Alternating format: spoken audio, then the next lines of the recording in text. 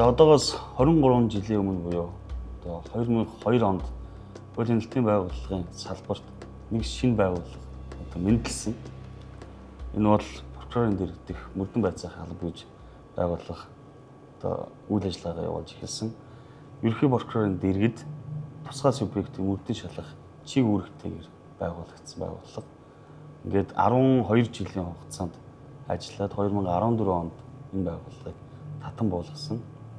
Гэхдээ энэ прокурорын дэргэдэх мөрдөн гэдэг сэдв бол хуучин сэдв биш, бас шинэ сэдв биш. Гагцгүй эрүүгийн хууль, эрүүгийн хэрэг хянан шийдвэрлэх тухай хууль, гүйцэтгэх ажлын тухай хууль, дээрээс нь жил болгон хүний эрх үндэсний комиссоос гаргадаг илтгэлийг улсын их хурлаар хилцэх явцад жил болгон давтамжтай энэ албыг сэргээх үгүй юу гэдэг асуудал улс төрчдийн донд үргэлж маргаан мэтгэлцээ байр суурь нь болж ирсэн. Энэ албыг байгуулъя эсвэл байгуулах ёсгүй гэдэг байдлаар асуудлыг хөндөхгүй. Харин энэ албыг практик нь ямар байсан, ач холбогдол нь ямар юм, энэ алба байх байхгүй хооронд эрэг зөрөг тал нь одоо юу байсан бэ гэдэг асуудлаар дундын бүсэд өнөөдөр ярилцлага өрнөнө. Энэ албыг хамгийн сайн мэдэж ярих хүн бол Гавьяа Туйлч прокурорын дэргэдэх мөрдөн байцаах албаны дараагаар 11 жил ажилласан Галдаа Гоёмаа. Сайн байна уу та? Сайн байна. Дундын бүсэд тавтаа мөртлөө. Сэтгүүлч болж юм. За энэ албыг би түрүү хэлсэн чинь 2002 онд байгуулсан байна. Аливаа хуулийн салбарт мөрдөн шалгах ажиллагаа яадаг, тусгай субъектийг шалгадаг чиг үүрэг бүхий энэ байгууллагыг байгуулахад ямарваа нэгэн учир шалтгаан байж л байсан байна. Ямар шалтгаан дээр үндэслэж анх энэ албыг байгуулах шийдвэрийг тухайн үед бас гаргаж ирсэн болов. Зөвхөн энэ алба санаандгүй мөртлөө нийгмийн захиалгаар байгуулагдсан алба гэж ойлгодог. Тэр үед бол нийгмийн сэтгэл зүйд хуулийн байгууллагад тэр дундаа бас одоо манай цагдаагийн байгууллага, хүчний байгууллагад бас нэг хүн тэр хэрэгт хамааралтай субъектүүдтэй бас зүүсээр харьцдаг, төрөмгийн харьцдаг, дээрэнхүү ханддаг ч гэдэг юм уу. Бас тэр хүрээний байгууллагууд дотор бас хууль зөрчдөг, гэмт хэргийн одоо тодорхой элементүүд нь гардаг мөртлөө шалгагдаа шүүхээр шийдэгдэх тийм үйл асуудал шүүхийн статус харахад бараг байхгүй шах байсан. Энэ бас нийгэмд бол тодорхой зочрол өгч энэ албан байгуулагдах үндэс төр тавигдсан болов уу гэж би бодож байна л да. Тухайн үед одоо таны толгойлж исэн мөрдөх албаны чиг үүрэг бол тагнуул, цагдаа, прокурор гээд энд ажилладаг алба агчид бол шууд утгаараа хүний эрхэнд гүн гүнзгий халдаж үйл ажиллагаа явуулдаг эрх бүхий хуулиар олгогдсон эрхтэй ийм албан тушаалтнууд мөн мэдээж энэ хүмүүсийг энэ салбарын улсуудыг мөрдөн шалгахад тийм ч амар байгаагүй байх гэж би бас дотроо боддог. Таны томилгоо хийгдээд та мөрдөх албыг тэргүүлэх үед цагдаа нар, прокурорууд мөрдөн шалгах ажиллагаа явуулахдаа хүний эрхийг одоо дээдлэн гэх юм уу, зөрчих гэдэг юм уу? Энэ нөхцөл байдал юу ямар байсан бэ? Нэрийн чинь би энэ албанд орохдоо ер нь бол хуулийн байгууллагын хүрээнд ажиллаж байгаа шүүгч, прокурор, мөрдөгч, хэрэг өртөг, цагдаагийн ажилтан, тагнуулын ажилтан гэдэг юм уу тийм ээ? Энэ хууль сахиулах, хууль хэрэглэх хүрээнд үйл ажиллагаатай субъектүүдийн хүрээнд хүний эрхийн хүрээнд бол ямар хөө хэмжээний төвшөнд байдаг гэдэг бол бараг мэдэхгүй шах байсан. Энэ чинь нэг хаалттай байлаа шүү дээ.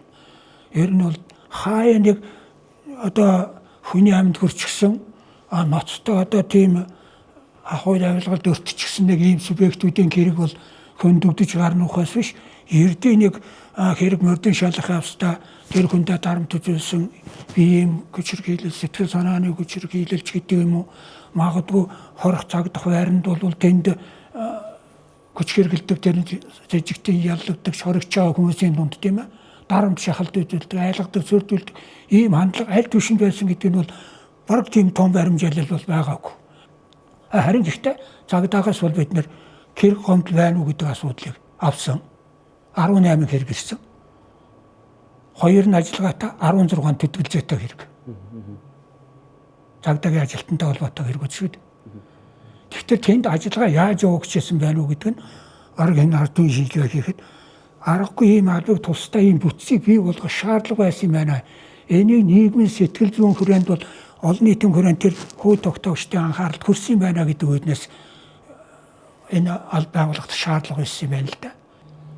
Тэгээд аль байгууллагт энэ чинь мэдээж юм хэрэг бид ихэд бол ерөнхий прокурорт хоёрхан санал тавьсан. За яах хэрээрээ чадлаараа л хичээн зүтгэе тийм ээ. А гэхдээ би доор ажиллах хүмүүсээ өөрөө сонгоё. Тэнийг нөлөөгөө сонгоё.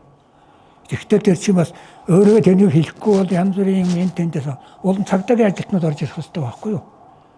Тэгэхдээ оочлоо таны түрүүний ярьсан асуултан дээр хариулт надад ч ер нь таатай санагдахгүй байна л та. 2002 онд хүний эрхийн нөхцөл байдал тусгай субъектүүд хүмүүстэй яаж харьцаж яаж мөрдөн шалгах ажиллагаа явуулдаг гэдэг дээр та надад бол ямар ч баримжаа байгаагүй гэж хэллээ шүү дээ. Тэр хаалттай байна гэдэг өөрөө их аюултай болов гэж бодож байна. Тэгээд ямар ч баримжаагүй очиод тусгай субъектүүдийг шалгаад гомдлынхаа дагуу явхад нөхцөл байдал ийм байсан юм байна да гэсэн дүр зураг танд буусан баг. Буулгүй яа. Ер нь бол анхны тэр гомдол авахд харагдаж байгаа ерөөс. Манайхан энэ тусгай субъектүүдийн хэргийг иймэрхүү юмдаа шалгалтын юмд төдгөл зүйлээд конкрет хугацаа хардаг ч юм уу. Эсвэл ерөнхий асуудал дээр цаашаа явдгүйг нь учир юм. Шүүхээр хэрэг шийдэгдгүйг нь учир юм даа байхгүй юу. Яг тэр чинь нэг ширээн зэрэгцэж байгаа нөхцөл, нэг сургууль төгссөн нөхдүүд, нэг мэргэжлийн субъектүүд хамт сууж байгаа тэр хүнийхээ хэргийг шалгана гэдэг бол шалгаж байгаа хүндээ хүртэл сэтгэл зүйн хувьд бол хүнд шүү дээ ер нь бол. Бодоход тийм ээ. Тэр чинь бас эрх биш зовлонтой шүү дээ ерөөсөө. Гэхдээ тэр хүмүүс чи дийдэнхтэй нэг сургуулийн бүтээгдэхүүнээ тоолдог. Тэгэхээр тэр чинь бас зовлонтой. Тийм учраас бол тийм цөөнгүй хэрэг бол бас тодорхой хугацаанд дарагдчихсан юм байна л да. Хадгал стаднд одоо мөрдөгчийн сейфэнд л байсан хэрэгүүд л байгаа байхгүй юу. Тэгээд тэрийг л сэргээх ажил асал хэд мөрдөгч аваад авсан. За мөрдөх албанд ажиллаж байгаа цаа хүндрэлүүдээ хэлж шít. Яг л нэг үеийн залуучууд нэг салбарын бие бинийгээ таньж мэддэг. Энэ асуудлыг хоёулаа жоохон хойшоо ярина. Түрүүний таны хэлдэг яг томилгоор ормоор 2002 онд таныг гар үсгэж зурж томилсон прокурор хэн байсан бэ? Алтан уян прокурор. Алтан уян прокурор. За. Та сая өөрөө хэллээ энэ мөрдөх алба 24 мөрдөгчтэй байсан юм байна. Энэ 24 мөрдөгчөө та өөрөө томилсон гэж сая хэллээ. Тийм. Яаж сонгож хаанаас хацарч боловсон хүчнүүд? Миний сонгохдоо би улсын прокурорын хүний нөөцийн эдээс өөрөө хэлвэл тамгийн газарт нь бол прокурор гэсэн өргөдөл гаргасан. Сургууль төгссөн 100 гаруй хүүхдийн гомдол байсан. Өргөдөл байсан байхгүй юу? Би тэрнээс хайлт хийсэн. Би тэрнээс өөр гадна дотны сургууль тэмэгдэх хүүхдүүдийг мэдэхгүй. Тэр хүүхдүүдээс 100 гаруй хүүхдүүдээр 2 өдөр суусан. Хувийн хэрэг, сурлагын нөхцөл бас арга хэр ямар нэгэн юм байна уу? Бас нэг дээгүүр доогуур хүмүүсийнх нь тийм хүмүүсийн хүүхдүүд байна уу гэхгүй л харсан. Тэгээд эндээс эхний ээжинд бол 18 хүүхдийг сонгож авсан. Бас нэг 4-5 нь бол байж байгаа гэсэн. Тэгээд энэ яг сургууль төгссөн. Сургууль төгсөөд 1-2 жил болсон хүүхдүүд орж ирсэн. Эднэр бол арга туршлага практикийн хувьд бол үнэхээр хэцүү шүү дээ энэ чинь. Тэгээд тусгай субъектууд, мэргэжил нэгтнүүд тэн дотор чинь 10 жил хөжилчихсэн, 20 жил ажилласан, над шиг догширчихсан амьтан орж ирнэ. Гэхдээ тэр хүмүүст бол оюуны бас онлын тодорхой мэдээлэл дээр нь эвдрэг хүмүүс гэж бодсон. Эвдрэг ёс зүйн хувьд бол эвдрэг. Нүүр халаагаагүй. Миний сонгосон хүмүүс бол одоо хаана ажиллаж байна? Одоо миний сонгосон 24-ээс бол одоо дийлэнх нь бол прокурорууд явж байна. Дээд шүүгт хүртэл явж байна. Хүний эрхийн үндэсний комист бол ажиллаж байсан. Шүүгчээр орж ирсэн улсууд байна. Ер нь бол зөвхөн дээшээ яваа шүү. Нийтдээ бол энэ хугацаанд энэ алба бол байвал миний ажиллах хугацаанд шүү дээ. Би чи 12 сарын бол төгсгөлөөр тэтгэврт гарсан. Энэ хүртэлх хугацаанд бараг 50-60 хүн энэ дээр солигдсон. Яагаад гэвэл энэ дээр би нэг ерөнхий прокурор сүйд нь гомдол гаргасан байхгүй юу? 1-2 жил ажиллаад мөрдөгчээр ажиллаад овоо зөвшрээд мэрэгжилдээ болж инхэн одоо ингээд даадаад ярих үед нь дээрээс татаад авчихдаг. Борхор болгоно гэдэг. Цалин бол борхороос 2 дахин бага цалинтай. Би чинь борхороос тэр албаны дараагаар очихтаа бол цалин бол хэдэн зуугаараа доошлж чадсангүй шүү дээ. Би бол амьдралын хувьд тохирсон тэрхүүд гарахтаа хүртэл би борхороод дөөжсэн борхордоос хамаагүй доогор тэтгэр тогтоогдсон. Гэхдээ яг хуу нэгэнт л одоо мэрэгжлийн хаан ч гэсэн ажиллаад тэндээ гомддоггүй. Тэндээ бол нэг тавьж нэг сэтгэл санаагаар унах юм бол байдаггүй. Би таныг харсан судлаа. Галдууга ер нь Украинд нэр төмөрдөн байцсан халбыг удирдахаас өмнө юу хийжсэн бэ гэж таваас дөрөв бас цухас дурдаад өглөө. Та 20 гаруй жил Ховд аймгийн Украин газраас эхлээд 12 жил. 12 жил тий ажилласан юм байна. Та бол улсын яллагч байсан гэсэн. Дараа нь хотод ирээд тийм ээ. Улсын яллагч байсан гэсэн үг. Ийм хүн Украинд нэр төмөрдөн байцсан халбыг удирдахад хэр зохимжтой байсан бол даа гэж би зүгээр сонирхоод асууж байна. Хэцүү. Мөрдөх ажил, хяналт авах ажил хоёр шүү дээ.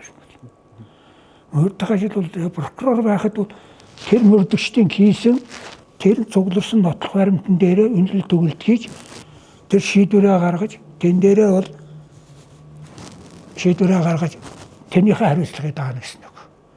Мөрдөгчдийн хийсэн ажил гэдэг бол өөрөө биеэрээ явж тэр хүмүүстэй тулж ажиллаж тэр юмыг үнэхээр тэр мөрдөгчийн ажил бол хялбар ажил биш юм байна гэдгийг би тэр албанд очсныхаа дараа мэдэрсэн байхгүй юу. Амаргүй ажил. Би 10 жилд бол прокурорт 25 жил гэж сонсоогүй хараагүй юм тэнд очиод харсан байхгүй юу. Хэцүү.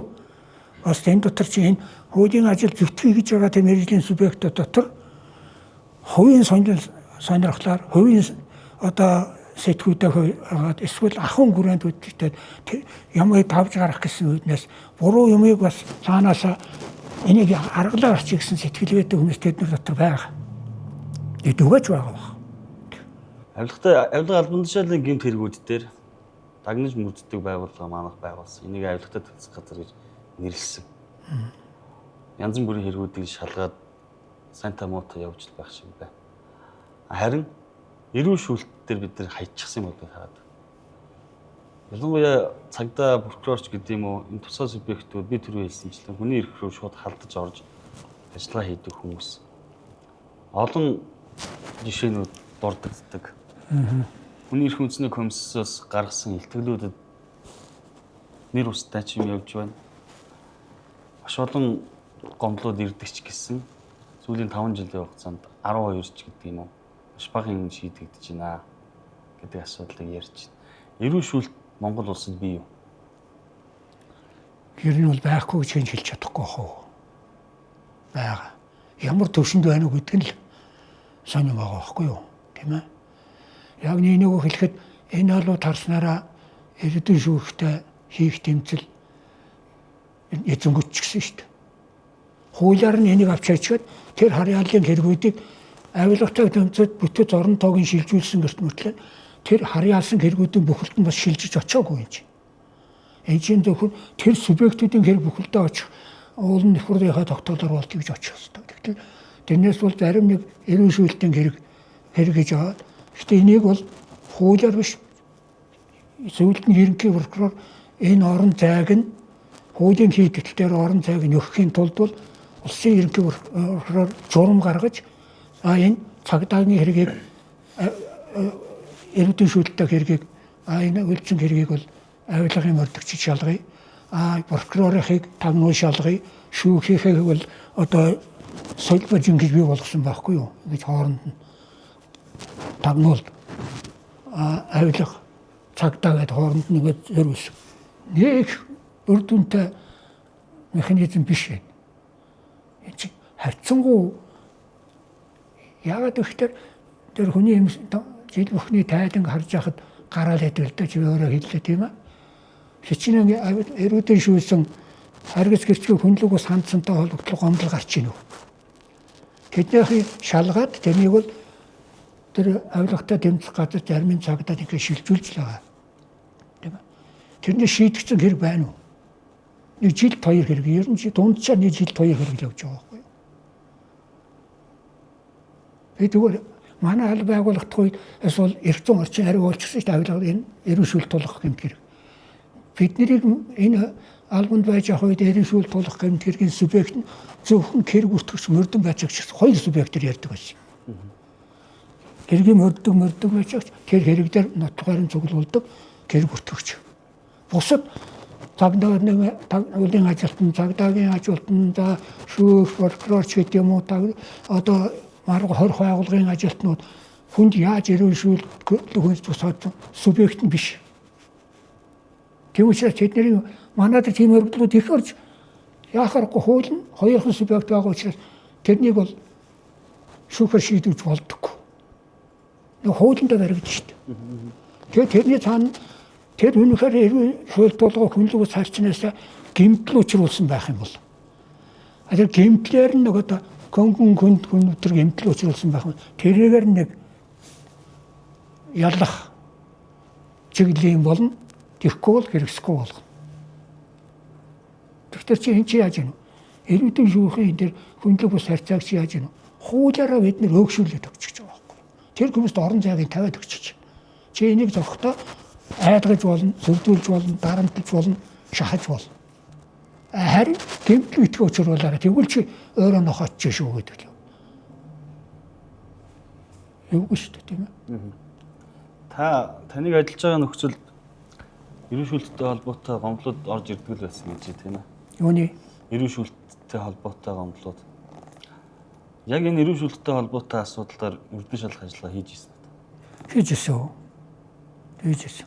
Манайх чинь ер нь ялангуяа сүүлдээ 2005-6 оноос эхлээд Монгол улс конвенцэд нэгдчихээд дээр нь бол эрүүдийн шүүлтийн нэмэлт протоколд нэгдчихээд аваасаа нүүбэс тусгай элчнэрээд энэ эрүүдийн шүүлтийн ажилтнаа бол бас танилцаа явуулсан. Байгууллагуудаар ороод. Гэхдээ бол Монголд бол эрүүл шүүлттэй тэмцэл бол сул байна. Гэж ütсэн байхгүй юу?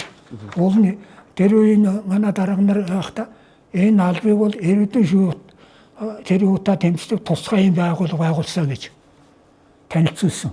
Тэр Новак гэдэг хүн над дээрээ танайхан зөвхөн энэ хэргийг мөрдөг алба байна штэ. Ягаад ийм цөөхөн байна вэ?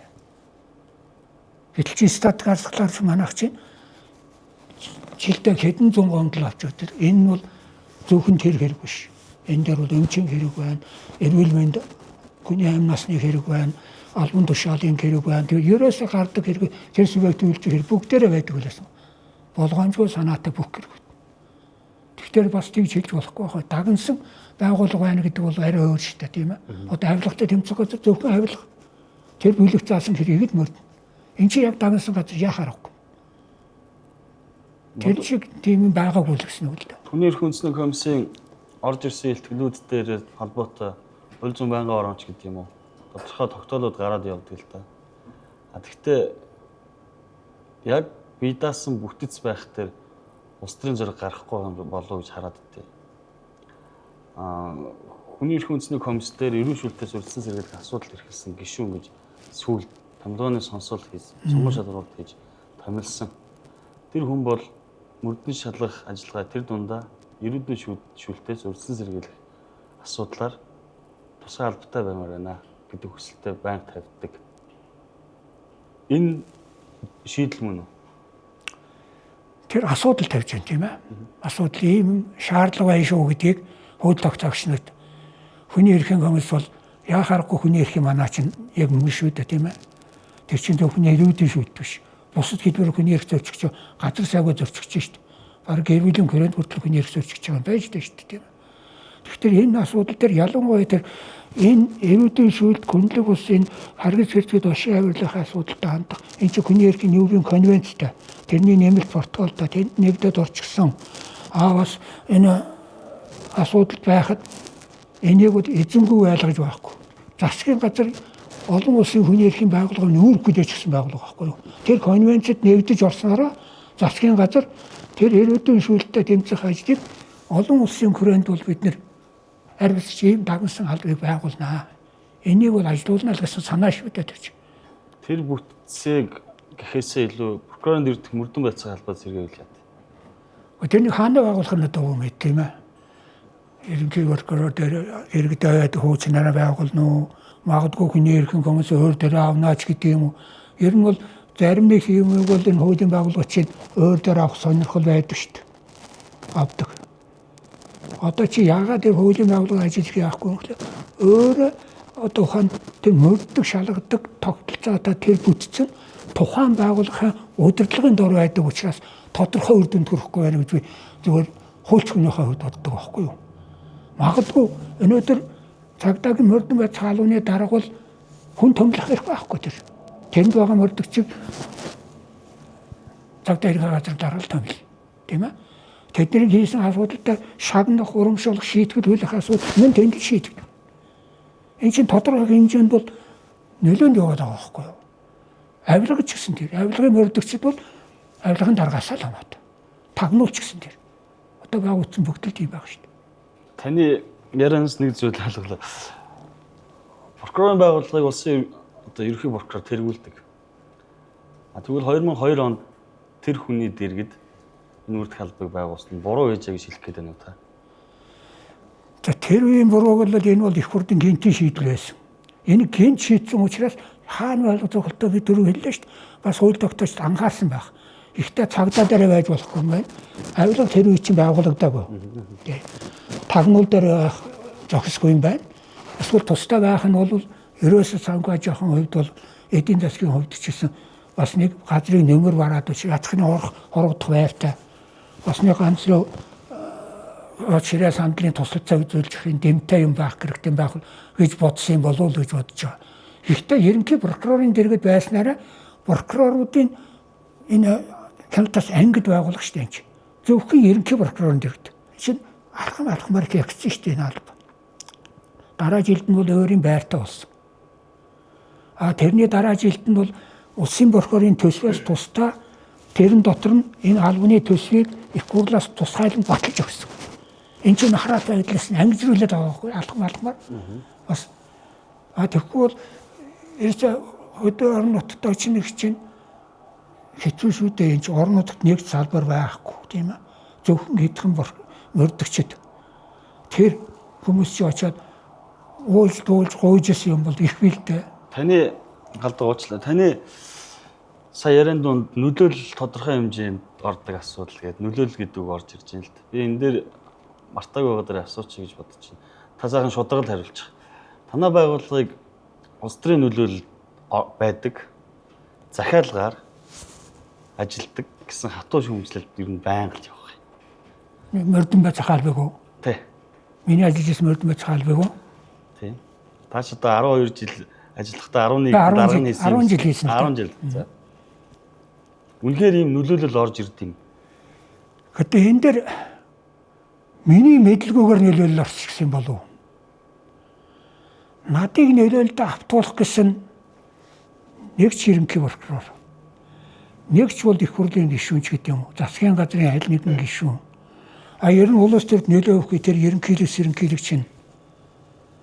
Надад чи тэрний юмыг тэг шийдгэсэн юм.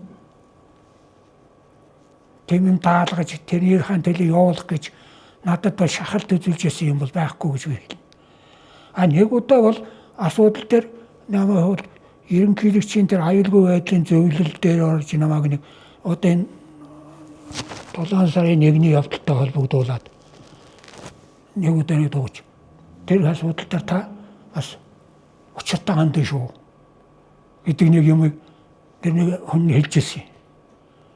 Бид энэ дээр хөөд хэлж. Би учиртай хандны юм гэдэггүй юугаа яаж хандхаа одоо нөхцөл байдлыг шалгаж байгаа гүрэнийхэн мэднэ. Би тэрнийх оролцоод идэж үе дээр чинь тусдаа ажлын хэсэг гараа шалгасан шүү дээ. Ер нь бол учиртай хандан шүү гэдэг үг сонсоод ямар мэдрэмж төрж байна. Учиртай хандан шүү гэдэг үг сонсоод ямар мэдрэмж төрж байна. Тэр нэг бол тэр үеийн тэр хандлага бол би зөвлөд бодоод байхдаа жоохон нөхцөл байдлыг одоо чангаруулах гэсэн юм болов уу? Эсвэл тэднийг нөгөө талаас нь зөөлрөх гэсэн юм уу? Би тодруулж асуугаач гэх тэрнийг. Ерөөсөө асуудал нөхцөл байдлаас шалтгаалж шийдэгдэнэ. тэн дээр миний оролцоо гэж байхгүй гэж хэлсэн юм. Би ч ер нь мөрдөгчдрийн шалгаж байгаа нь ороод энэ хэргийг шийдэж ханддаг л дээ. Гарч байгаагаас зарим хүндээр чиглүүлэх юм байвал тэг чандах юм биш үү? Тэрэн дээрээ бас нэг асуудлыг юу гэж хиймээр юм биш үү гэдэг нэг тийм нэг шууд тулгсан биш тийм ээ. Шууд тушаасан биш. Тийм байдлаар ойлгоож хичээд өгнө л дээ. Дотоод ихтгэл үнэмшлэлтнийх нөлөөлөд авах шаардлага байдаггүй. Би ярилцлага эхлэхийн өмнө 7 сарын 1-ний холбоотой асуудлыг өгнө. Танаас ганц нэг зүйл хөндөд асуучих гэж бодож ирсэн. Хоёулаа ярилцлага гарахаас өмнө тухайн цагдаагийн ерхий газрын дарга Амар болд генерал өөрт үндэсний телевиз дээр ороод энэ асуудлыг ярьчлаа л да. Тийм учраас хоёулаа тэр асуудлыг яриад нэг олон нийтэд нэг зохион байгуулалтын юм шиг харагдах учраас би энэ 7 сарын 1 гэдэг сэдвийг одоогийн дундын бүсэд ярилцахдаа хоёулаа хөндөхөө болио гэдэг нэг бодол юу нэг хэлж байна. Ойлгомжтой. Тэг. Дахиад нэг бас нэг шүүмжлэл байдаг. За. Танай байгууллагыг юу ч хийгээгүй штэ гэдэг ийм яриа. Нин шин яриа. Нин шин гэдэг нь жил болгон давтамжтай энэ асуудлыг хөндөх болгонд л зарим улс төрч санаатай юм уу, санамсаргүй байдлаар ч юм уу. Энэ асуудлыг ингээ шүүмжлэл хилээд идэв л да. Тэгэхээр та энэ дээр ер нь юу гэж хэлмээр байна? Би ингэж бодоод байгаа. Юм хийсэн тухайд энэ хуулийн хүрээнд ажиллаад тодорхой хэрэгүүдийг асуудлыг ард нь гарсан гэж одоо та өөрөө дүгнэдэг бол асуудалд орохгүйгээр хүний нэр дуртахгүйгээр нэг хэрэг ярьж болох уу? Яагаад би таныг ингээ өөрийгөө юм хийсэн гэдгээ батлаасаа гэдэг үнцгэр ерөөс асуугаагүй. Дахиад л энэ асуудал хөндвөл хууль тогтоох одоо эрх мэдэлтэй хүмүүс ч юм уу энэ албыг байгуулад юм ингэж ажиллах юм байна. Ийм хийж исэн юм байна. Эсвэл үнэхээр хийгээгүй юм биш үү гэдэг шийдвэрт нь багч гисэн бас юм бодогдох болов гэдэг үүднээс би таныг нэг асууж байгаа.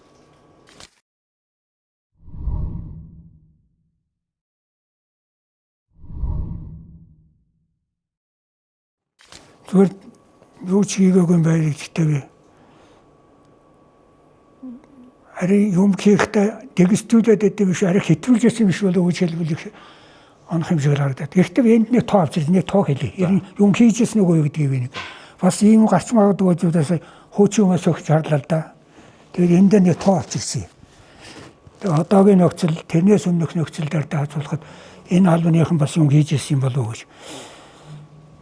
Би 10 жилийн албыг бол толгойсон л да. 10 жил. Гэхдээ энэ 10 жил толгойлоход бол гэмт хэргийн шинжтэй гомдол мэдээлэл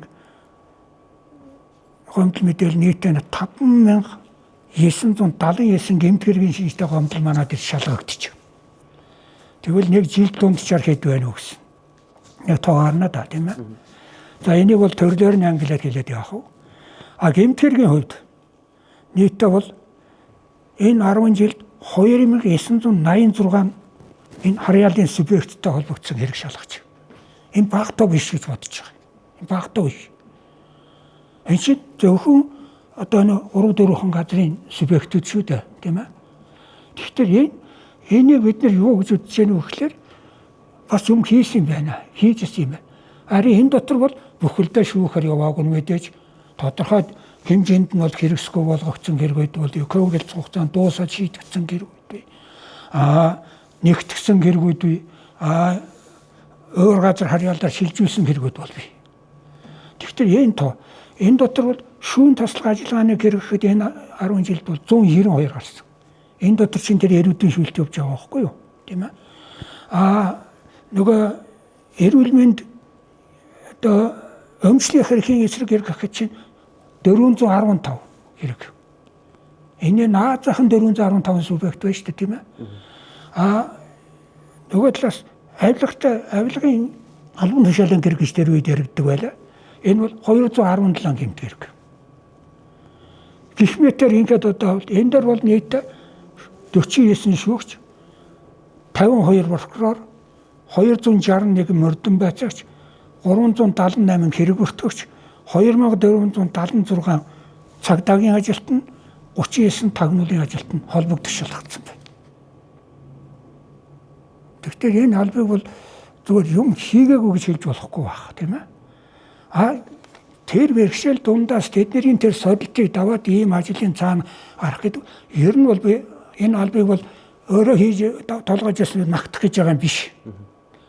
Ер нь бол сүүлдээ энэ алба бол хүмүүс танигдсан. Хуулийн ажилтнуудын хэн нэг нь бол хууль бус ажиллагаа хуулийн алба нь манай гэмтгэргийн шинжлэх ухааны энэ алба руу ирүүлдэг байсан. Бид нэр тэрнийг тэр ёс зүйн албанд нь шилжүүлдэг. Харьяалын бусамд оролдоод хэрэггүй шүү дээ бид нэр. Харьяалын анхаа дийлж ядж байгаа нэг цөөхөн хэдэн мөрдөгчтэй л. Тэгэд эн чинь зовлонтой л шүү дээ. Өөрт харьяалалгүй хэрэгээ мөрдөн шалгадаг гэдэг шүүмжлэл бас гарч ирсэн. Танаа албыг татан буулгах хугацаанд. За энэ бол бас зөв бодох байх. Энэ цаг манай харьяалын субъектуудтай энгийн субъектууд холбогдоод ороод ирдэг. Холбогдоод ороод ирдэг. Энгийн гэдэг нь. Энгийн гэдэг чинь энэ манай харьяалын субъектууд биш байхгүй юу? Зүгээр нэг магадгүй одоо хоригт ял эдэлжсэн нэг ялтан тийм ээ. Ялтныг бол аваачаад эрдэн шүүлтэнд тендер мөрдөн байцаагч очоод тэнийг тэгээд дарамтлчих. Ингээд одоо шантажлаад ирэх гэдэг чинь тэрний даалгавраар нөгөө субъект чинь очоод тэнд бол дарамт үзүүлж байна даа тийм ээ. Тэр хэрэгт бол тэр шүүлт суулгасан хэрэгт тэр ороо дарамт үзүүлсэн итгээд хамтран ороод ирж шүү дээ. Хамтран оролцогч яахааргүй мөн. Тэгтэр чи энгийн хүн. Энэ метр энгийн субъектод орж ирнэ. Өмчлөх хэргийн хэрэг дотор орж ирнэ. Албан тушаалын хэрэг дотор энэ чинь хахуул өгсөн бол авсан бол ардал өгсөн итгээд байгаа. Хамтдагтаад ороод ирнэ. Энэ метр энгийн субъектод энэ дотор бараг нийтдээ 1000 гаруй субъектод бас энэ субъектийн цаана биш үү? Энгийн субъектод бол бий. Тэгэхээр тэнийг тусгаарч байгаа шийдчих болдоггүй. Бас зовлонтой гэж шүү дээ энэ хуулиар хамтд нь шийдэхээс өөр арга байхгүй. Хамтд нь шийдээд гэмбуруутай эсхийг нь тогтоогод хуваалцаар арга байна. Та түрүүн хоёлоо энэ сэдвийг жоохон хоошгоо яриа гэдэг сэдвэрийг орё. Мөрдөн байцаах алба маань тусгай субъектүүд ихээр эрх зүйн мэдлэгтэй хуульч, прокурор ийм хүмүүсээс байцаалт авч асуудлыг шийдэх гэж оролдоно. Тэгээд хэцүү зүйлүүд их байна гэж байна тийм. Тодорхой нөлөөд орсон байхыг би бас үгүйсэхгүй гэж би дотроо хардж байгаа. Энэ улс төр яг энтэй холбогдоод улс төр нэг юм яриа байдаг. Хонгил гэж тийм. Энэ хонгил байд юм уу? Зарим нь тэр дотор нь хөвтөж байгаад гарч ирээ үсттэй гэж би нэг загнаад байгаа. Манай албанд хонгил байсан уу гэж нөө хуулийн байгууллага. Хуулийн байгууллага. Хонгил байна гэдгийг бол хүмүүс одоо хүлээн зөвшөөрөд байгаа шүү дээ. Хонгил байсан учраас өнөөдөр бол зарим хэрэгүүд шийдэгддэг шүү дээ тийм ээ. Тэр нүүрсний хэрэгч гэдэг юм уу? Тийм ээ энэ. Хонгил байсан учраас тэнд бол өндөр албан тушаалтнууд, бусад албан тушаалтнууд албан тушаалын зарим хэрэг дотор бол тэнд дотор нь энгийн субъектүүд өндөр албан тушаалтнууд, хууль хяналтын байгууллагын албан тушаалтнууд ороо тэнд дотор нэг баг болчиход дотроос ингээ яваад хонгил байгаа тэр чи яг нэг хэлэхэд авилгын хэрэгжчихсэн юм уу зарим хэрэг дотор хуулийн байгууллагын ажилтнуудыг бол тэнд дотор чиглүүлэгч нь болдог. Тэнд дотор нь бас тодорхой хэмжээнд үүрэг гүйцэтгэдэг. Далдаас бол тэрнийг зохион байгуулалт удирдах хандлагууд энэ л хонгилог үүсгэж байгаа шүү дээ тийм ээ. Бид нар явнын хэрэг дээр бол өнөөдөр бол төгс утгаар нь энэ хонгилын хүрээнд бол хүрч ажиллаж чадна уу гэд чадж гэнэ үү гэдэг би бас эргэлзээтэй болдог хүн. За галдгаа тэгвэл та хонгил бол байдгаа гэдгийг бол бүлээн зөвшөөрж шүү дээ. Бага. Хонгил дотор байдаг хонглын шүүгч гэж бас яриад байна. Хонглын тэр одоо эрг шурган болдог. Тийм хүмүүсийг юу шалгаж ирсэн гэдэг. Хонглын шүүгчийг бол шалгаагүй. Тэр чинь одоо сүүлийн үед гарч ирж байгаа хонглын шүүгчд. Хонглын шүүгчдээс одоо яриач. Тэр шүүгчд миний хувьднэр бол зарим шүүгчд бол бас нэг орхиал эдэлжсэн хүнийг хуцаанд дуусаа байхад сулжигдаг ч юм уу тийм ээ. Дутуу мөхс баримтаар гаргацдаг. Эсвэл өөртөө бас тэр үед ах амьдрал шалтгаалаад залингийн хэрэгт, өмчин хэрэгт толбогчдаг. Ийм хөв хүн талаасаа тэр ажил мэргэлжсэнтэйгээ холбоотойгоор албан тушаалд авсан тэр нэг өөрийнхөө субъект өөрийнхөө үйл ажиллагаатай хэрэгштэй холбогдсон юм дээр хэд хэдэн сүлжээ үйлсгээ тэрэн дээрээ бүр мафи маягийн юм хийчихсэн тийм асуудал бол миний мэдхээр энэ хуулийн байгууллагууд дотор тэр үед нэг яригддаг байсан дөө. Яригддаг байсан. За тэгээд хонгидл байдгийг хүлээн зөвшөөрсөн чи танах ч одоо мөрдөн шалгах чи үүрэг уг нь хамарна үстэй. Тэр дотор байгаа эрг шураг болж байгаа. Тэр хонгол дотор чи энэ албай одоо хүртэл байж бол бас хонглын нэг юм дотор яригднал гэсэн үг шүү дээ. Хонгол гэдэг нэр томьёод таныг ажиллаа өгснөөс хойш үүссэн гэж хэлэх гээд байна та. Тэгээд тэр хонгол гэдэг чинь сүүлийн үед үүслээ шүү дээ ер нь үргэлжтэй. Сүүлийн үед үүссэн. Та би таныг түрүүн танах ажиллаж байгаа хугацаанд юм хийгээгүй гэдэг хүмүүсийн шүүмжлэлтээр одоо асуудал тарихгүй хэрэг яриад өгч гэсэн та нэг хэдэн статистик хэлчихэд миний амыг хаачих. гэдэг хэрэг хүний одоо хэрэгт би хүний амныг гарчлаа л тийм ээ.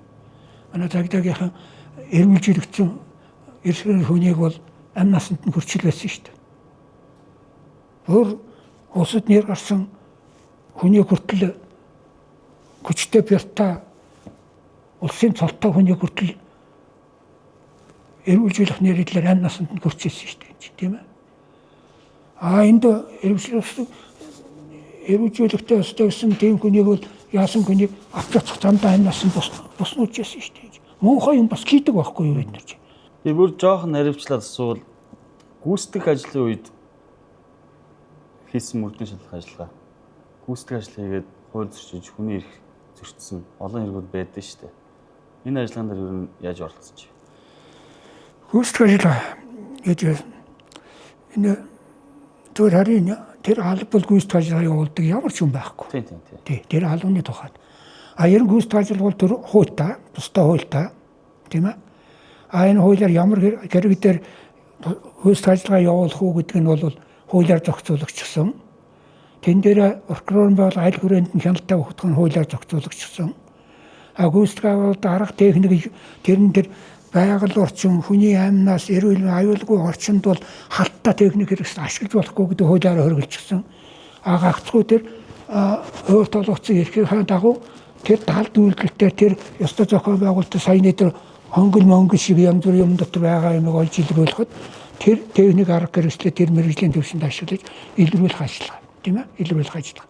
Энэ бол буруу юм биш аль ч улс орнд байдаг. Хуулийнхаа дагуу хийх ёстой ажил.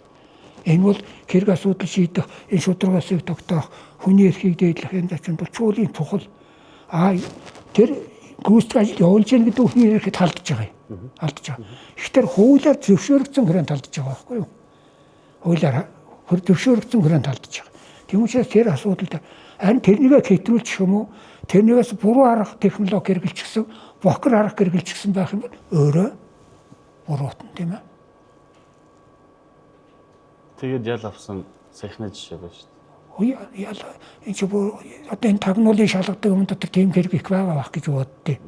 Энэ чи тагнуулын хар яллын хэрэг шүү дээ тийм ээ. Нууцл тамаардаг. Хэрн гүйцэтгэх юм бол одоо яаж ч авах хэвээр гүйцэтгэх ажлын нууцлалтай юм танилцж үзээгүй л дээ. За галдуугаа хоёлоо ингээ прокурорын байгууллагыг татан буулгасан зорилго түүний цаана би улс төр явсан гэж ер нь боддог. Прокурорын нэр мөрдөн байцаах албыг татан буулгахдаа ажлын хэсэг байгуулсан байдаг. Ажлын хэсэгт нь яагаад прокуророос оруулах вэ? Энэ өөрөө нэг хардах үндслэл болоод байна. Энийг одоо би хардаад хийгээгүй юм уу? Эсвэл мэдчихвэл сонсчихвол янз бүрийн яриа гарна тэн дээр энэ асуудал шийдэхэд бол төвөг учруулна гэсэн юм болов яасан юм болов гэж би бас боддөө шүү. Тэ. Сүүлд нь бид энэ албыг татан болгочихсон биш тэг тэтгэврт гарч гисэн байсан шүү дээ. Нэг орол манай залуучууд хэлсэндээ. Гэхдээ дараагаа манай албыг ерөөсөө ингээд татан болгочих хурл сая ороо шийдчихсэн байна. Авилгаас баахан хүмүүс ирээд бидний хаалга үйдийг төгжөөд СЭФ-ийг бүгдийг лацтаад ломбодоод бидний гарч болохгүй. Тэгэхэд би тэднэртэй хэлсэн. Та нар тэгвэл аюуттай хэрэг үйлчлсэн улсад юм байна гэж. Ноцтой хэрэг үйлчлээд ийм албыг албахын тэр чигд нь ийм хороонд оруулж асуудал шийдэж байгаа юм байна шүү дээ. Гэхдээ тийм байхгүй. Гэхдээ аюулаа шийдэх. Тэгэл маш оромхон зурт болсон гэж энэ албыг татан болгох. Санаачлал маргааш нь мэддэггүй шийдсэн. Тэр үе чинь ерөнхий прокурор нь дорлогч байлаа шүү дээ. Би сүүлд нь энэ албад татсан бол ерөнхий прокурортой уулзаад. Гэхдээ энэ албад яагаад татсан боловч та чи бас нэг ерөнхий прокурор байсан таны дэргэд байсан алба шүү дээ. Та яагаад энэ дэр ганц хийж ганц үг гэлдэг юм бэ? Би мэдээгүй гэж хэлжсэн шүү дээ. Ерөнхий прокурор нь мэдээгүй. өөрийнх нь дэргэдэг мөрдөх албад татсан болгож мэдээгүй гэж байгаа. Тийм хүрээнд бол тэр асуудал мард багын хугацаанд шийдэгдсэн. Тэгэхээр би энд бол улс төрийн зорилготой байсан гэж үзэж байгаа. Энэ дээр бол тодорхой байгууллагууд бол тийм санаачлагыг оруулж энийг шийдэхгүй бол магадгүй энэ хуулийн байгууллагын нэр сэвтүүлж юм ч гэдэм үү. Эсвэл хуулийн байгууллага халттай юм байна. Энийг хэдэн юмнууд ч одоо инхгүй бол болохгүй байна гэж утсан юм уу гэж би зөвхөн тэгжил боддоо шүү дээ. Тэгэхээр энэ бол энтийн шийдсэн асуудал шүү дээ. Энтийн шийдсэн асуудал. Тэр ерөнхий прокурор тудлаа хэлээгүй баг. Өөрөө мэдээгүй гэж хэлдэг чи. Тэгээ өөрөө мэдээгүй гэдэг үгэнд нь та итгэж юм гэж үү? Би тэргүй амнаас нь сонс итгэдэггүй яа тийм одоо. Би харин гайхсан. Тухайн үед танай албыг татан болгож яваад ерөнхий прокурорын зорилгож явж байсан байна.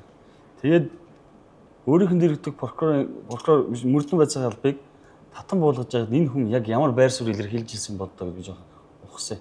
Таны хэлдгээр ганц үг ган гээгүү юм байна. Ганц үг ган гээгүү. Өөрөө мэдээгүй тэр хүн мэдээгүй байхад нь манайх их хурл тэгж юм шуурхай шийддэг бол Монгол улсын хөгжөлтэй дээшээ гарна. Өөр юм байсан юм шүү дээ. Өөр юм байсан. Гэхдээ ямар юм байсан. Тэгээ манайх тэр төвх толгочсон гинaalах тэд нэр. Танаа дээр одоо шалгаад улс төрчдийн эсвэл тэр хүмүүсийн дургуй хүргээс шалгаад тэд нар чинь танаа шалгаж байгаа хэргийг өөртөө шин өгөх гээд болгоцсон юм шүү. Одоо тэгжэл ойлгохоос өөр арга байхгүй. Тэрийг шалгаж ирсэн хэргийг нь тэр цагдаагийн цагдаад өгөөд авилгыг нь авилгалд өгөөл ингэ шийдчихлээ байсан. Тэр үе чинь ямар хэрэг шалгаж ирсэн би өндөө мэдэхгүй бас тэтгэврт гарч ирсэн байсан учраас. Ерөөсөл тэр харин ятгата би тэгж боддоо шүү. Би чи жоохон тийм өндөр бас жоохон хэгжин зантай биш шүү. Надын албанд байж ах үед энэ асуудал шийдэгдсэн болоосаа гэж боддог байсан байхгүй. Тэгвэл би тэр албаны даргын хувьд ерөнхий баруун сонсоогүй байсан. Бас начир нь олчих байсан гэж. Бас хэрэг үхэл хэрэг байсан баг. Цаана өрнж байгаа улс төрийг бол мэдэх байсан гэж байна. Одоо үнэхээр тэгж мэдэхгүй байгаа юм уу те?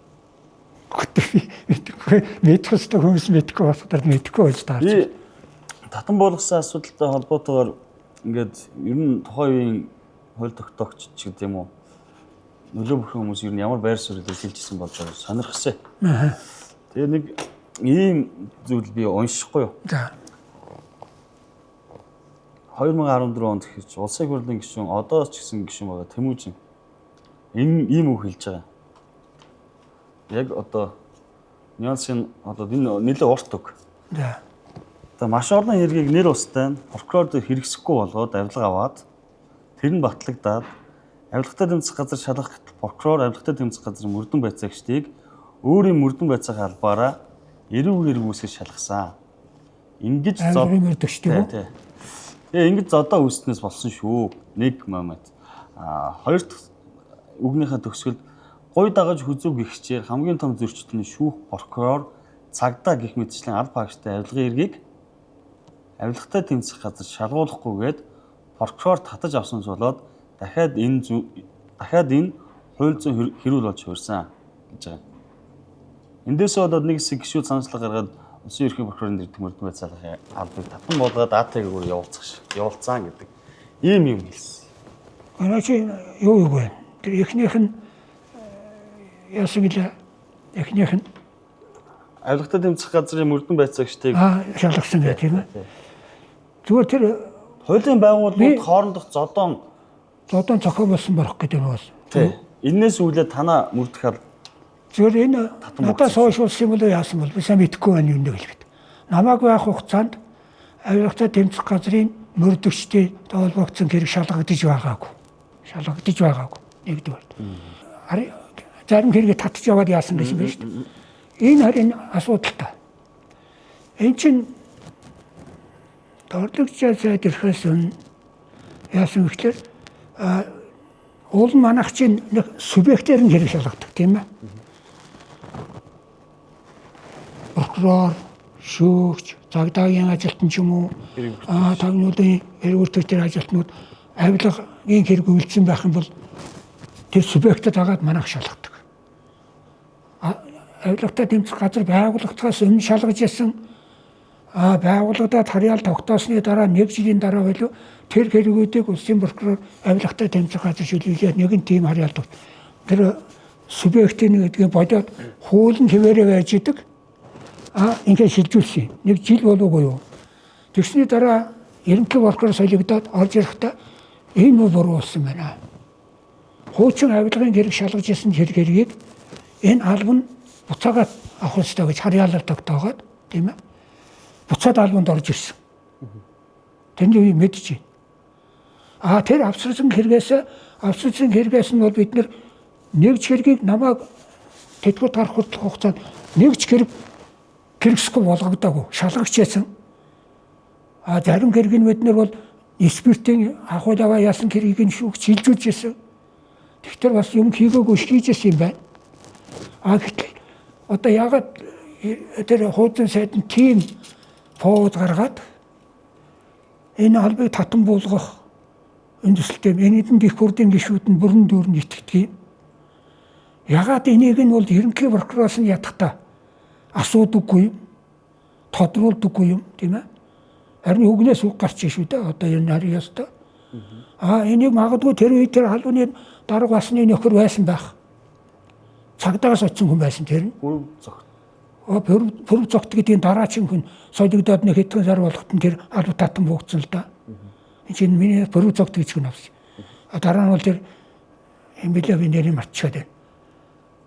Тэрнээс ятгахта асуугаад тэр хэрэггүй чи яасан хийсэн үед юм чинь их бүр шийдэхдээ бас нэг жоохон үндс язгуур юмыг нь тогтоож бас шийддэг байлгүй да зүгээр улс төрчид гэхтэр бол субъектив санаагаар юм шийдээд байдгүй байх л да тийм ээ.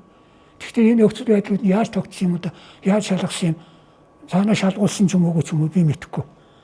Гэхдээ яг наа чи би сонсоог юм байна энэ чи ярьж юм янзын юм гарсан юм байх шүү бас. Энэ тухайн үеийн хилцэж байгаа юм би протокол нь харсан. Тэгээд тэр дундаас шүүж ягаад тэмдэглэж авч ягаад танаас асууя гэж бодсон. Гинтл алга болсон юм гэлээ тэр одоо. Тэгэхээр тийм уугаар тэр таны ард ажиллаж авсан бүрв цогт гэж хүн ял авсан юм уу? Ял авсан. Танаа мөрдөх албанд байж байгаа нярвтайгаа юм уу нэгтлэнтэйгээ мөнгө идэж уусан юм. Тэгээд мөнгөний хэрэг толгоц. Дараа нь өршөөлийн хуулиар суулсан. Өршөөлийн хуулиар суулчихсан байгаа. Тэгсэн шүү. Шудраг биш юм уу? Биш байгаа зү. Тэр хүний асуудлыг надаас асуугаад. Зүгээр. Та одоо 10 жил удирдсан байгууллагын чинь нэр хүндийг сэвтэй гэдэг. Сэвтэж байгаа энэ үнэхээр. Тэр хүний томилдог хүн бий биш. Тэрэн дээр санал оруулдаг хүн бий биш. Тийм ээ. Ерөнхий прокурорын тушаалаар энэ чинь тавигдсан баг.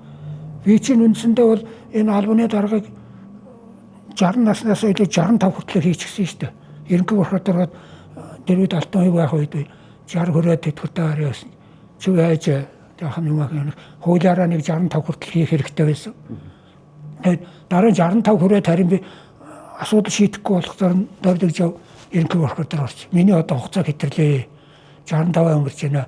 Энэ албаа хөөгээд шинэ хүн яа гэсэн. За 3 хоногийн дараа шийднэ гэсэн. 3 хоногийн дараа ажлаа бүрүү зогтөгдөг хүнд хүлээлгэж өгөөд тэгээд жинхэнэ хэрэгчлээнд гарсан юм л да. Хоёулаа ярилцлагаа сүүлийн сэдв рүү оръё. Яг зүгээр саяны сэдвээр тухайн ерөнхий прокурор нь өөрийнх нь дэргэд мөрдөн байцаа албыг татан буулгаж байхад би мэдээгүй байсан гэдэгт бол би л итгэхгүй байна. Та бол итгэж байгаа юм. Гэхдээ олон дахин асууж байна. Би тэр хүний хэлснийг л хэлж байна тийм ээ. Таашаа хэллээ хамгийн анх энэ албыг удирдах эхлээд мөрдөгчдөө би өөрөө сунгаж авсан гэдэг тийм ээ. Би боловсон хүчний асуудлыг асуух гэдэг. 24 залууг 100 гаруй хүний өргөдөл ирээд 24-ийг 18-ыг аваад тэгээд ингээ 24 болгож өсгсөн гэж. Яг энэ хууль хяналтын салбар дах боловсон хүчний бодлого ер нь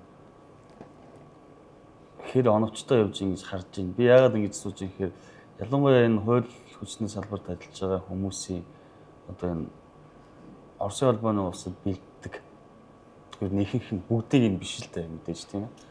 Бэлддэг. Тэгээд нөгөө талаараа Оросын холбооны улсын хүний эрхийн асуудал тиймч ямар нөхцөл байдал нь ямар вэ гэвэл тийм бас сонио хариулт гарч ирж магадгүй байна. Зүгээр энэ хүний нөөцийн асуудал их бодох хэрэгтэй юм аа. Бид түрүү сууд тийхтэй энгийн сургуулиудаас өөр сургуулиудаас төгссөн. Нэг сургууль төгсөгчд бас биш шүү дээ тэд нар чинь. Тэгэхээр энэ миний бас нэг зөвөр миний дотоод санаа л да. Өөр сургуулиас бас нэг хөвгт. Нэг сургуулийн аргалаа бас ойрхон төгссөн доктор чинь найзрахын ноёрсноос янз бүрийн болж магадгүй шүү дээ тийм ээ. Нэгэн олон жил ажилласан ч тэр шинээр төгсөж байгаа тэнд бол нэг сургуулийн бас бүтээгдэхүүн байгуулсан. Тэрийгээрээ анхаарч үзэх бол цус өртөж байгаа. Хүнээр бол цус өртөж байгаа байхгүй юу? Энэ бол ажил хэргийг бас бодтой явуулахад за юунхээр ёс зүйгээ эрхэмлдэг энийгээ бол ангид явуулахад итгэл үнэмшилтэй ажиллаж чаддаг хүмүүсийг энэ талдах хэрэггүй. Бас битүүр нэг сургууль төгссөн бол хөгшин чинь ингэж байна. Одоо чиний бас нэг бодож үзээч. Ингээд нэг гоох хэлэх юм гарнаа дагт. За бодооч гаргахад улаан нөөд хэцүү. Удлаа харж үзээгээ бас улаан хэлээ гаргах хэцүү. Тэгэхээр иймнээс шалтгаалаад энэ хуулийн байгууллагын хүрээнд бас нэг ажил бүр тууштай итгэл үнэмшилтэй шударгаар хэрэгжиж явж гэнэ гэдэг дээр бол хардах ийм сэтгэл байвал нийгмийн сэтгэл зүйд бий болчихсон байж байгаа байхгүй юу. Хүмүүсийн дунд байна.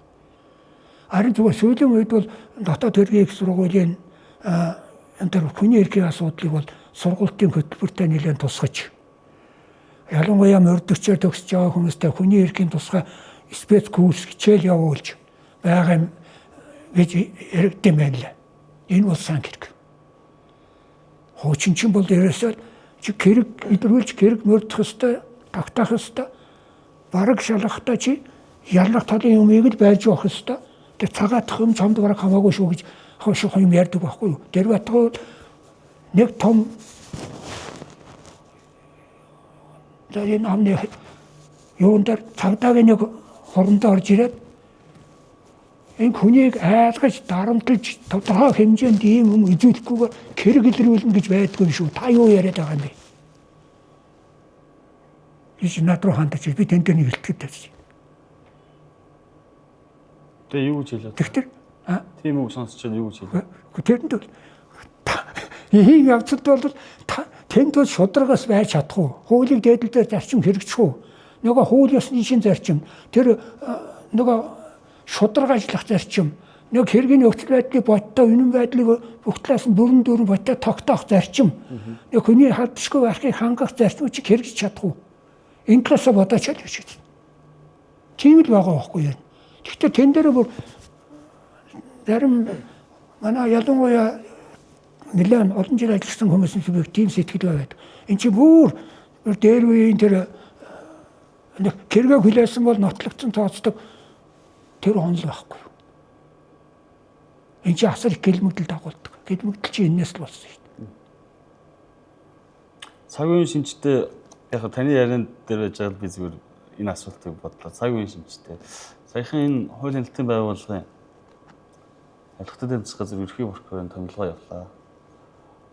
Хоёр хүний хоёулыг нь улираж томиллоо улсын их хурлд хэв шийдлээ. Тэгэлээ. Зарим хуульчид яг энэ томилгооны үеэр нэг зүйл ярьсан нь. Ерхий прокурорыг АТГ-ийн дарга гэж гэдэг юм уу? Эдгээр чинь хуулиараа ингэ болчихж байгаа. Тэгэнгүүт үндэсний аюулгүй байдлын зөвлөлийн зөвлөмжөөр татаж болно. Тэ? Яаж болно? Үндэсний аюулгүй байдлын зөвлөмжөөр одоо ерхий прокурорын жишээ нь 6 жилийн хугацаар томилж байгаа шүү дээ. Хугацаанаас өмнө татаж болох нь хууль эрх зүйн орчин нээлттэй байгаад. За. Ер нь энэ хуулийн хэлтийн байгууллагын удирдлагуудын дарга нарын томилгооны тогтолцоо ер нь таны бодлоор зөв тийшээ явж гин үү үгүй юу? Энэ томилгооны асуудал зөв хүнээ олж зөв хүнээ одоо шийдэж байгаа юм бол энэ хүн дээр томилгоо буруутгах хэлэхгүй. 6 жилийг дахиад магадгүй тэр хүн 6 жил ажиллахдаа энэ хийдэг ажил дээр хурлаас анхааруулж өгсөн тэр гишүүдийн яриад бол дүгнэлт хийгээд зарим алдахгүй юм гэж бас байхгүй шүү дээ энэ чинь бол. Ялангуяа энэ одоо хэрэг асуудал шалгах асуудал чинь хэцүү ажил шүү дээ энэ чинь тийм ээ. Хэцүү ажил. Тэр нотлогоо яаж тогтоогдох юунаас гарах вэ? Энэ чинь амаргүй зовлонтой ажил алдахын юм байна. Бас хүнийг бол одоо хүнийг бол цагдаа хорсон үндэслэгүй болоо цагаатаа гараад явчихдаг. Тэр байтугай бол хоригдож цагдагчсан хүн хэрэг биш болоо цагаатаа гараа явж л байгаа юм л да тийм ээ. Энэ чинь аль ч улс оронд байдаг л асуудал. Харин ганц юм дээрэж бас бүх юмыг унгаж болохгүй. Хуулийн байгууллага нэр төрөг бүхэлд нь харлуулж бас болохгүй тийм ээ. Тэнд ажиллаж шударгасаар хийж байгаад шүүлчдийн нэр хүндийг бол нэг хүний буруутай ажиллагааны шалтгаан бүхэлд нь бол харлуулах. Тэнд бол одоо мөнгө нисгэх асуудал бол үнэхээр урагшгүй явдал улам газар авах юм дохоо гэж боддгийг. Тийм учраас юмд ялгууртаа зөв ханд шийдэх ёстой. Зүгээр сая аюултай тэмцэх газар нь бол дараа нь дахиад улираа сонгогдчихлаа. Ерөнхий бүх орон улираа сонгогдчихлаа. Би зүгээр аюултай тэмцэх газрын талын хүнийг бол сайн мэдэхгүй би тэр хүнтэй хамж ажиллаж байгаагүй. Бас яаж байгаагүй тэр хүний үед бол би бас аюултай ажил хэргийн шугамар холбогч байгаа шинэ хүн. Минийс хойш. Ерөнхий прокурор жаргал сайхантай бол би олон жил хамт ажилласан. Энийг нөгөө хэлэхэд. Энэ чинь намайг л прокурор байхад прокурор байсан. Гэтээр бол заримдаа яг нэг тогоон дотор байгаагүй ч гэсэн өөр чиглэлээр ажил алба толгоолоо явж ил байлаа. Видео уулзаад ярьж хөрдөг л байлаа. Хүний хувьд би ярал сайхны томилгоог бол ер нь бол нэг оноогүй ийм томилгоо болчихлоо гэж хэлэхгүй гэж бодож байгаа юм. Тийм таасаа хэллээ. Энэ ийм асуудал бол хүндээ байдаг шүү. Хүн ямар хүн бэ гэдгээс бол маш олон зүйл хамаарна гэдэг зүйлийг л хэлжлээ. Хоёулаа ярилцах цаг ингээд хүндэрлэлөө. Тэгээд прокурорын дэргэдэх мөрдөн байцаах албыг сэргээх үгүй юу гэдэг яриа энэс хойш дахиад гарч ил ажил хэрэг болтлоо хоёр талд хуулийн салбарын хилцүүлэг болоод явах бах. Хуулийн салбарын биш мөртлөө шийдвэр гаргах өндөр дээд албан тушаал хасж байгаа хүмүүс бас тодорхой хэмжээний таны үгийг сонсоод ойлголт авсан болов уу гэж бодож байна. Баярлалаа танд. За миний хэлж өгнө. За баярлалаа. Гэтэ энэ би бол ер нь бараантай юмыг бас жоохон бараан талаас ярьчихлаа шүү. Энэ хуулийн байгууллагууд чинь ариун цагаан юм ихгүй шүү. Тэн дотор хар байдаг юм. Тэг хар юмыг л арилгах хэрэгтэй. Тэгтэл хуулийн байгууллагууд нэр төрөн сэргэж хүнийхээ нь бол нэг хараа сонсохгүй ерөө сонсч явдаг тийм хүмүүс байх болтугай гэж хүсээр өөрсдөө элен далангаа ярилцсан баярлалаа. За баярлалаа тань. Тэгэхээр дундын бүсэд өнөөдөр Монгол Улсын гавьяат хуульч прокурорын дэргэдэх мөрдөн байцаах албаны дараа 10 жилийн хугацаанд хашсан гавьяат хуульч Галдуугаа ирж дундын бүсэд ярилцлаа.